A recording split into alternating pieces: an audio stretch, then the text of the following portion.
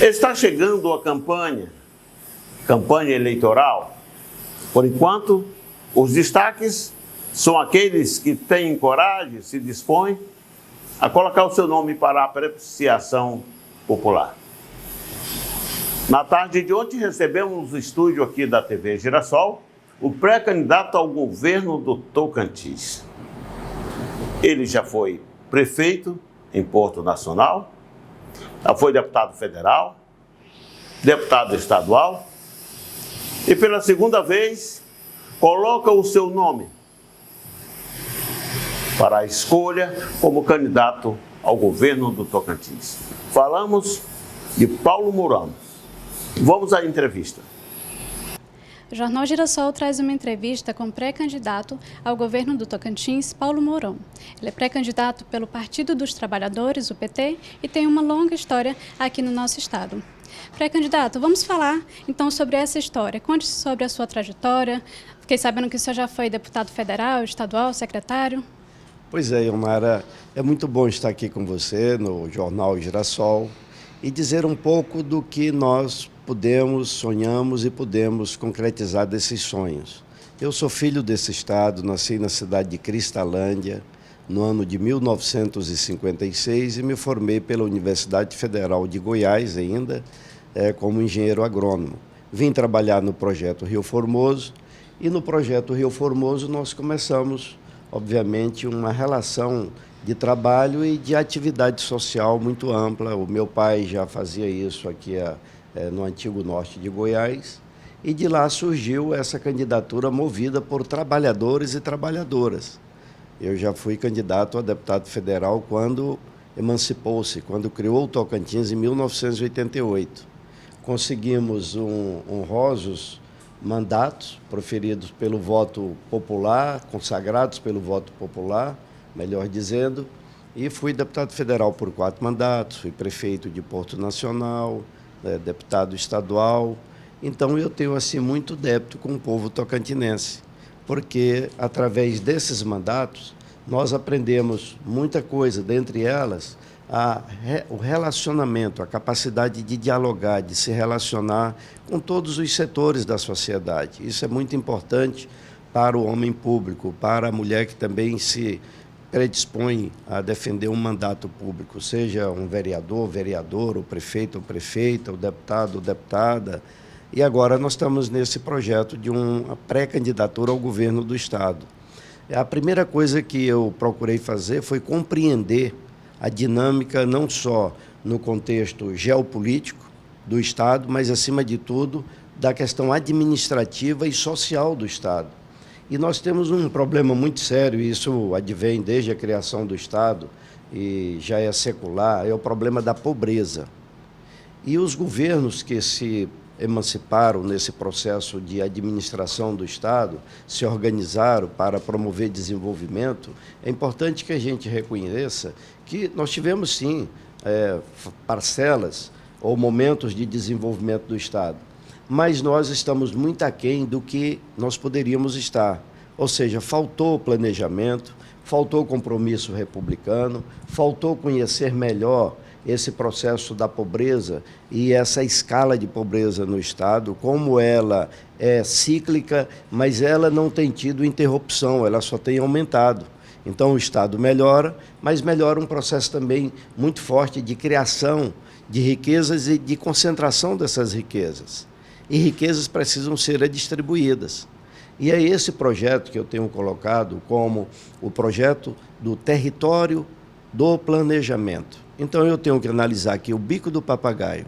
Por que o Bico do Papagaio é uma região tão rica de homens e mulheres, tão determinados ao trabalho, com competência de trabalhar, terras férteis, um processo de chuvas e seca muito bem definidos, nas nossas estações meteorológicas bem definidas, mas aqui perdura um processo de pobreza muito forte. As cidades ainda convivem com uma situação rural Eu, inclusive, acho que isso deveria ser tema das universidades aqui do Bico. Como promover um desenvolvimento onde nós possamos integrar cadeias produtivas, onde podemos fazer valor agregado, chegar a essas cadeias produtivas. Nós vamos chegar a uma conclusão, essa que eu cheguei, é só através da educação. Nós não temos como promover desenvolvimento sem nós darmos um processo prioritário à educação infantil, às creches. Nós precisamos, desde o início, essas crianças precisam estar respaldadas e amparadas por bons professores, pedagogos e pedagogas compromissadas com o processo de desenvolvimento estruturado. Nós temos que ter uma educação do ensino básico, fundamental, muito bem definido, com bons professores, professoras, bem pagos, bem reconhecidos, e os colégios bem estruturados.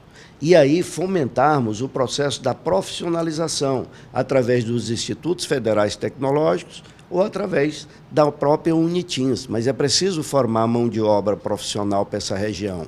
A partir do momento que você deu essa oportunidade aos jovens a se formarem no campo profissional, tecnológico, principalmente pensando que o mundo será à frente, onde os processos de invenção se multiplicam numa velocidade extremamente não compreendida até, que se chama disrupção. Tudo hoje nasce, amanhã já está sendo transformado. O jovem precisa se preparar para isso e os professores, porque são os formadores desse conhecimento. Então, só vamos combater a pobreza se nós estimularmos aqui o Tocantins como um todo a ter como base do desenvolvimento um projeto de educação. Bem, a partir do momento que você estrutura essa educação, que você tem colégios bem estruturados na questão infraestrutural, estrutura o ensino através de qualificação e melhor qualificação dos nossos professores e melhor qualificação desse ensino. Até agora, recentemente, o professor Nemésio Menezes, do INSPE, colocou à disposição uma pesquisa fenomenal que dá mais clareza a quem, às vezes, não é tão ligado na educação. Eu, que tenho uma relação muito forte com a educação, quando deputado federal que fui, foi o autor do projeto, o relator do projeto que criou a Universidade Federal do Tocantins. Aqui, a Unitins, nós temos parcelas significativas das nossas atuações dentro da Unitins, inclusive com o projeto de cotas raciais. Também foi uma ação nossa. Projetos de estruturação e de criação de institutos federais tecnológicos, de Porto Nacional, de Pedro Afonso, de Colinas, de Dianópolis, de Paraíso. Então, é uma resposta muito forte que nós temos na educação. Mas essa pesquisa, agora recente, lançada pelo INSPE, diz o seguinte, Onara: a cada um ponto que você cresce no IDEB, que é o Índice do Desenvolvimento da Educação Básica, você aumenta em 200% a empregabilidade dos jovens de 22 a 23 anos, ou 22 a 24 anos. E aumenta também 15% a matrícula desses jovens em ensino superior. E reduz 25% homicídios de jovens de 18 a 23 anos.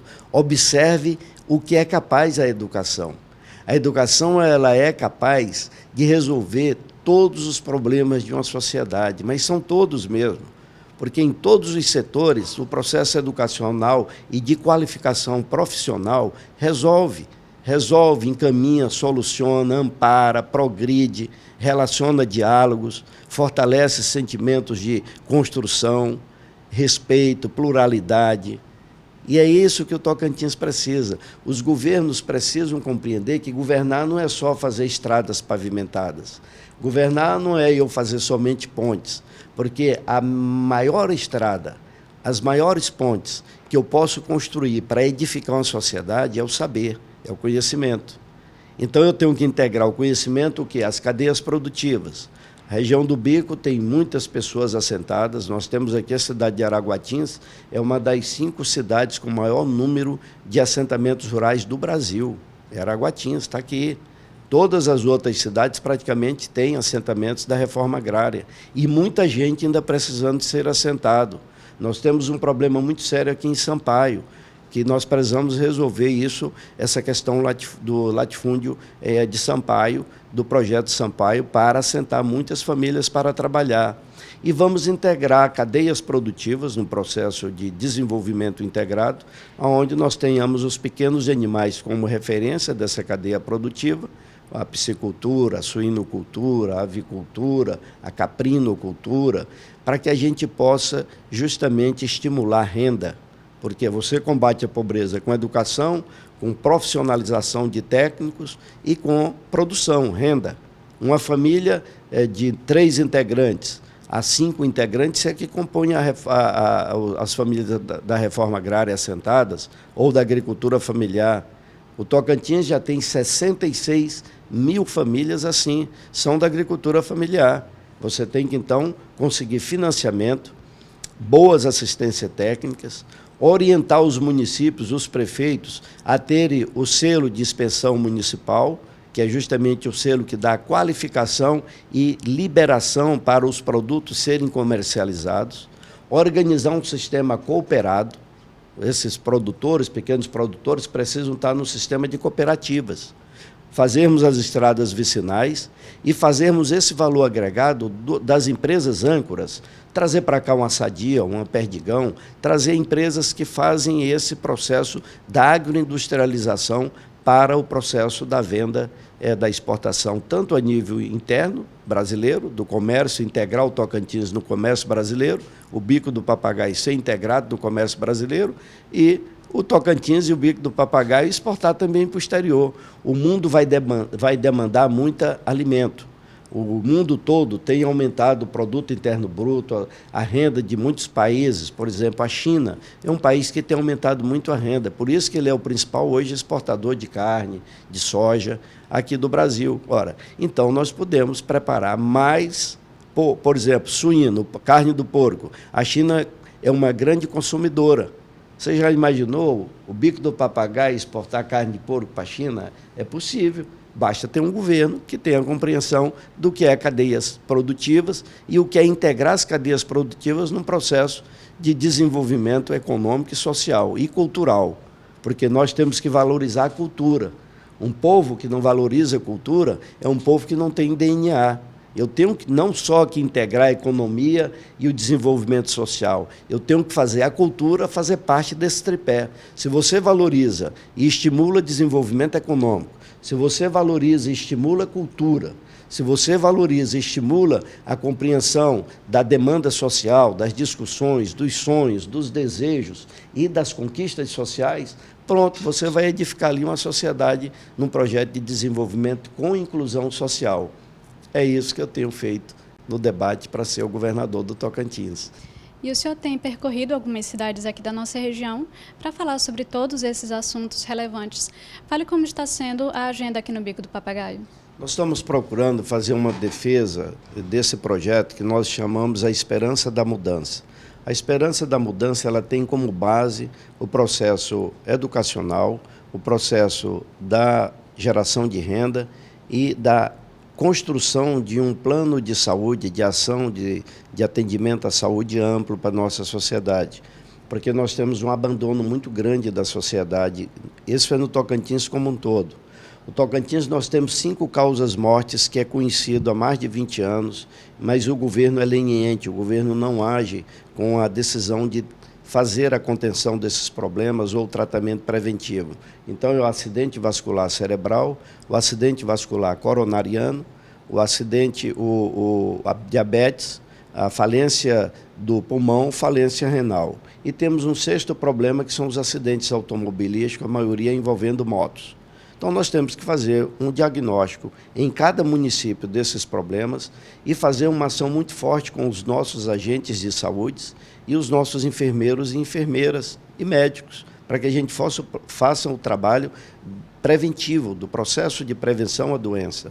Mas nós temos que ter aqui no Bico do Papagaio 2 hospitais de referência, um aqui em Augustinópolis, outro em Araguatins, que já temos a base para que essas ações possam acontecer, para que a gente evite o número de ambulâncias transitando sem salvar vidas e evite também as pessoas ficarem no abandono.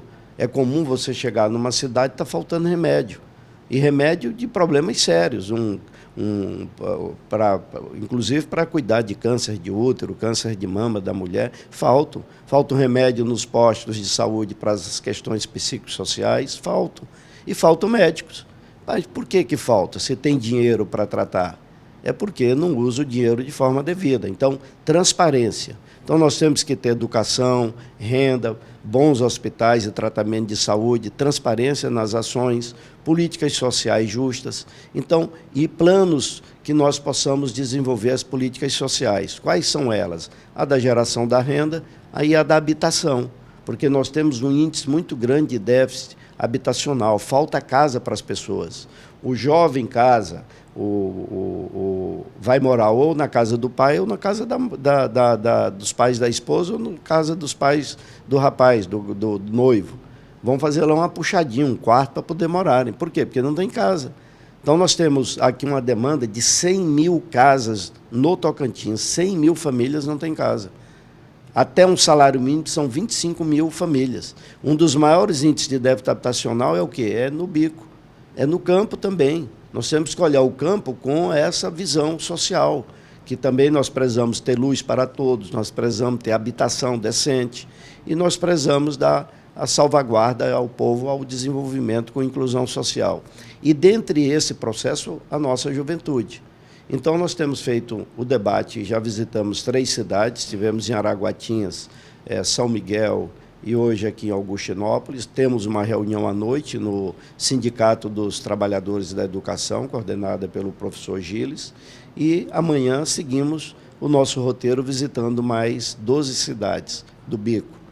E isso é justamente para tentar estimular a reflexão das pessoas, porque não é justo um estado como o Tocantins, tão novo, um estado emancipado em 1988, você observa o seguinte: um jovem de 33 anos de idade, que começou a votar com 16 anos de idade, até hoje, esse jovem não votou num governador que concluiu o mandato. Há um problema muito grave na política do nosso estado.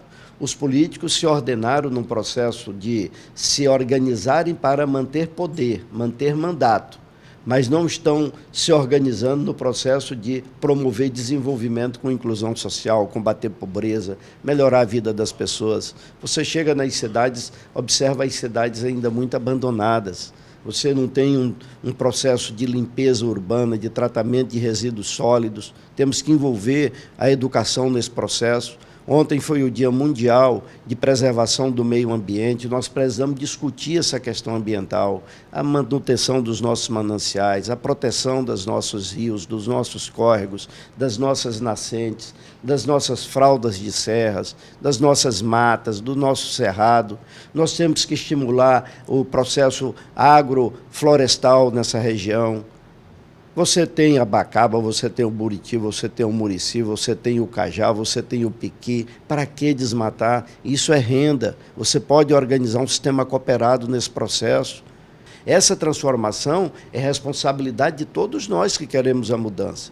É por isso que nós estamos fazendo a visita em todas as regiões do nosso estado e em um carinho muito especial aqui no Bico, para que a gente possa realmente dar vazão ao desenvolvimento a uma região tão produtiva, tão rica de potencialidades que ainda nem conhecemos. O Bico tem uma potencialidade incrível na área da biodiversidade. Você vê, as universidades ainda não estão aqui dentro colhendo esse tipo de discussão. Nós podemos estimular aqui um projeto, inclusive, farmacológico, cosmético. Aqui nós temos variedades de plantas que nem foram ainda estudadas por vários setores das universidades, das academias.